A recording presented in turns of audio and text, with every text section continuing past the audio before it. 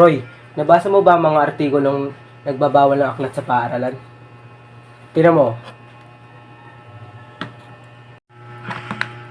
Ha? Oo, nabasa ko pero hindi ko maintindihan kung bakit kailangan ipagbawal ang ilang libro.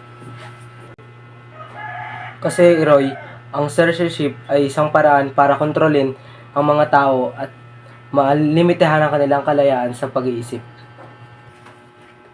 Pero paano naman kung ang mga librong iyon ay napapasama o nagpapalaganap ng mga karahasan? Ang tunay na kalayaan ay nasa pagpili kung ano ang ating gugustuhin, malalaman at kung ano ang gugustuhin tanggihan. Ang censorship ay nag-aalis ng ating karapatan ang mag-isip na magdesisyon para sa ating sarili. Ang pamahalaan ay nagpapatupad ng batas at kaayusan. Ang mga ideyang ito ay labag sa batas at dapat na ipagbawal. Sino yun?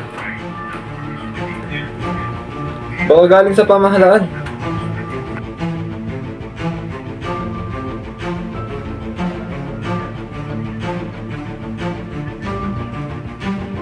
Anong nangyayari dito?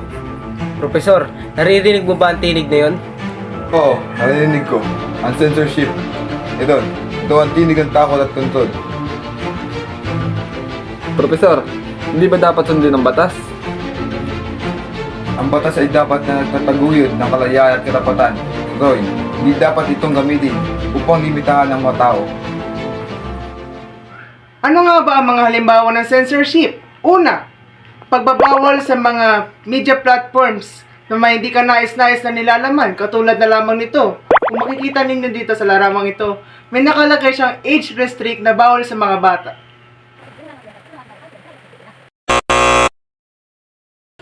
Pangalawa, ang pagbabanta o pag-uusig sa mga mamamahayag o kritiko.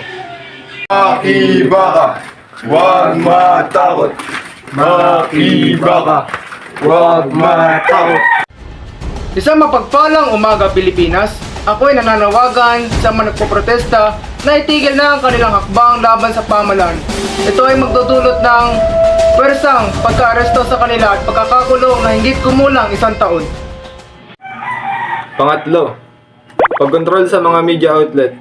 Halimbawa, ang pag-aari ng pamahalaan sa mga istasyon ng radyo at telebisyon o pagkontrol sa mga pahayagan.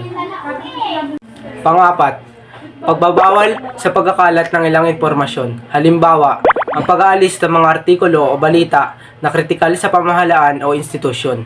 Pang-5, pag-edit o pagbabago ng mga materyales. Halimbawa, ang pag-alis ng mga bahagi ng isang libro o pelikula na tinuturing na nakakasakit o hindi naangkop.